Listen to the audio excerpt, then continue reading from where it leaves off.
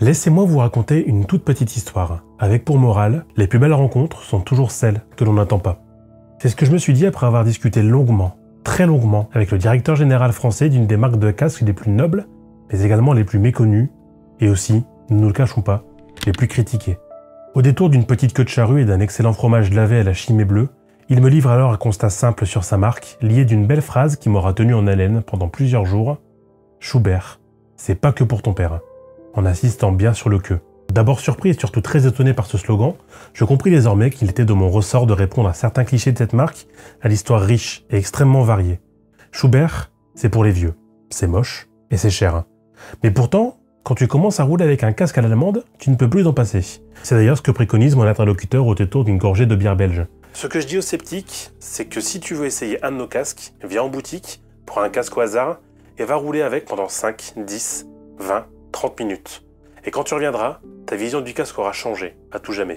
En vrai, c'est un peu le même effet que ce que te procure une 1250 GS, ton premier road trip, ton plat préféré, ou toute autre chose qui t'affecte et te marque à vie. Et c'est là que je me suis demandé, est-ce que le public connaît vraiment Schubert? Non, mais vraiment.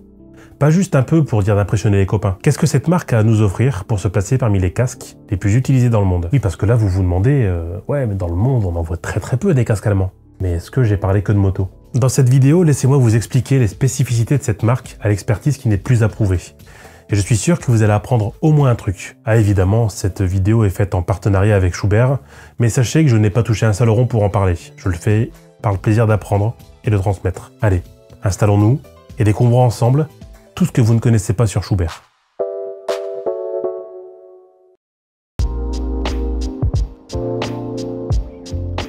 Déjà, et ça va en surprendre peut-être beaucoup, Schubert c'est une très vieille entreprise, qui ne produisait pas de casque au départ, et encore moins de trucs en rapport avec la moto. Fondée en 1922 comme une menuiserie, elle produisait au départ des casiers à bouteilles de bière pour le compte de la brasserie nationale Jürgens, à Brunswick, dans le nord de l'Allemagne, entre Hanovre et surtout Magdebourg, l'une des villes les plus importantes pour Schubert. C'est à partir de 1929 que la marque va se spécialiser dans la création de casques, notamment dans l'une des plus grandes spécialités de Schubert, non pas les casques de moto, les casques militaires. D'ailleurs, c'est cette année-là qu'ils vont breveter l'équipement intérieur d'un casque au moyen d'un traitement maison du cuir. Ouais, parce qu'en fait, deuxième fait sur Schubert, c'est qu'ils ne se définissent pas comme un concepteur de casque moto, mais plutôt comme des concepteurs de solutions de la protection de la tête. Et la nuance est très importante. L'expertise des Allemands va au-delà de la moto. Si leur premier casque moto sort des usines en 1954, et c'est le Schubert Aero 1, ils ont surtout développé des solutions pour la sécurité industrielle D52 dans tous les domaines d'activité. Des solutions militaires équiperont toutes les armées allemandes D56, les pompiers D54, les policiers D68, mais également jusque dans la course automobile dans les années 2000. Donc le gros du développement de Schubert, c'est dans les années 50 avec une diversité de gamme complète pour protéger tous les corps de métier nécessitant un équipement de protection pour la tête. Et pour la moto, là aussi en fait la marque va beaucoup innover.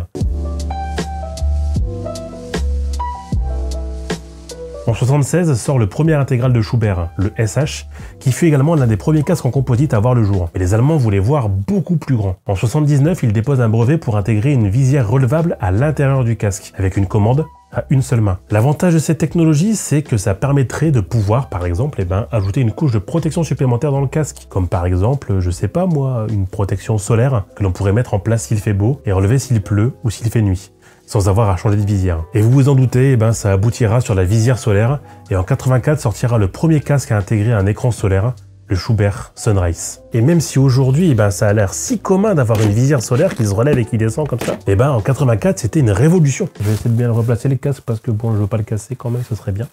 Et c'est également en 84 que sortira le Speed, un casque extrêmement particulier recouvert d'airbags similaires à ceux des balles de golf. Vous savez, là, ces petites alvéoles, pour offrir une meilleure pénétration de l'air. Et c'est à partir de là que Schubert voudrait innover encore dans la moto, en proposant à la fois les casques les plus aérodynamiques, mais aussi les moins bruyants du marché. C'est à partir du Speed que commence la course au silence. Et dès 86, une nouvelle innovation ira dans ce sens parce que Schubert devient le seul constructeur de casques de moto à avoir leur propre soufflerie, et donc de pouvoir développer l'aérodynamisme des casques de façon précise et infinie. C'est aussi pour ça que les casques ont une forme particulière au premier abord. Imaginez le travail en soufflerie pour proposer un casque avec une pénétration dans l'air que l'on ne ressent pas, les épaules qui ne sont pas fatiguées après une heure de route.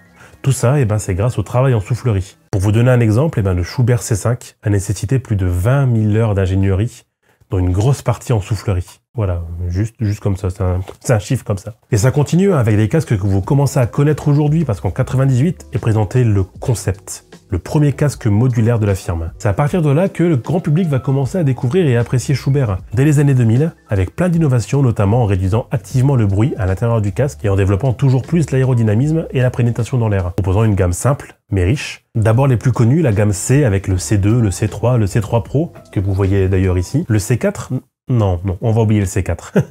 Le C4 Pro et le C4 Pro Carbone, mais également le C5 qui vient de sortir. Ce sont les casques modulables de la firme, les plus connus de Schuber et ceux ayant fait la renommée de la marque allemande. Mais on a également les M, avec le M1 qui est un casque sorte de jet intégral, avec ou sans visière d'ailleurs. On a aussi la gamme E avec le E1 qui est un casque modulable aventurier avec une visière. Et enfin la gamme S pour sport, avec le S de sport aujourd'hui qui est l'intégrale de la marque, peut-être le moins connu des casques de la gamme moto et qui a pourtant bien des avantages, et d'ailleurs que j'aimerais essayer. Alors du coup c'est bien beau d'avoir fait le point sur la moto, mais il y a un deuxième secteur qu'on a complètement oublié dans le sport, et c'est celui de l'automobile. Et c'est là que vous allez peut-être tomber de votre siège ou de votre canapé, c'est selon. Si vous êtes fan de sport automobile, et ce depuis les années 2000, vous avez forcément vu votre pilote favori avec un Schuber. Comment? Quoi? Mais quelle magie! La Formule 1 les amis.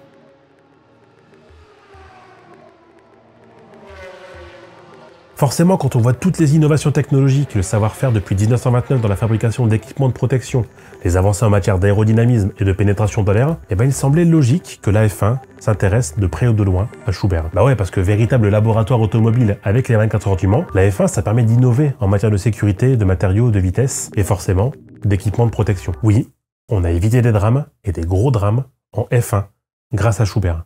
Attends.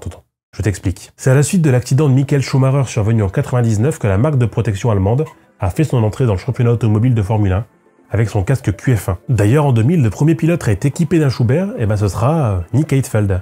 Pas forcément le plus connu, mais l'un des plus solides, avec plusieurs podiums et une belle 5e place en 2007 et une 6e place en 2008 au classement général chez BMW Sauber. C'est un Allemand d'ailleurs, au passage, c'est pour ça aussi, c'est rigolo, allemand quoi. S'en suivront des pilotes, mais alors pas du tout connus et super nuls dans le métier. Bon non, c'est complètement faux évidemment. Michael Schumacher, bim, en 2001, il s'associe à Schuber et devient champion du monde pour la 4e fois de son histoire avec Ferrari. Et depuis, de nombreux pilotes se sont associés au casque allemand, notamment Nico Hülkenberg, Sergio Perez, Carlos Sainz Jr., Mick Schumacher, et aussi le champion du monde 2021, Max Verstappen. Qu'est-ce que je peux dire de plus? D'ailleurs, on a oublié de citer deux hommes, l'un derrière tous ces pilotes, et certainement le pilote le plus emblématique de Schuber. En premier, Sven Kritter, l'ingénieur Schuber derrière chaque pilote de F1, c'est le spécialiste des casques auto. Le mec, c'est un furieux. Sven, il assiste à toutes les courses de F1 et à tous les essais de conduite afin de pouvoir s'occuper des pilotes au mieux. Il parcourt plus d'1 quart de million de kilomètres en avion chaque année. Depuis 2005, il suit et il oriente chaque pilote de F1 sur son casque et il a fabriqué avec Schuber près de 80 casques chaque année, les SF1 Pro, avant de basculer depuis 2018 sur les SF2 Pro. Pour chaque casque, pour chaque week-end, il y a 6 visières plus ou moins teintées qui sont disponibles par casque. Enfin, Sven est en contact direct avec tous les pilotes au long des courses, observe la météo et prépare 2 à 3 casques différents pour la course, selon les demandes. Le mec, ils sont 18 dans sa tête, quoi. Et le deuxième homme, s'il en fallait un seul, l'égérie ultime de Schuber, ce serait Felipe Massa. Alors ouais, tu vas me dire, ouais, attends, Felipe Massa, mais... Attends, tu vas comprendre pourquoi. Souviens-toi, l'été 2009. Massa had already made it into Q3 and was just a few seconds behind the Brawn. He went hurtling into the path of the errant spring. And into the tyre wall.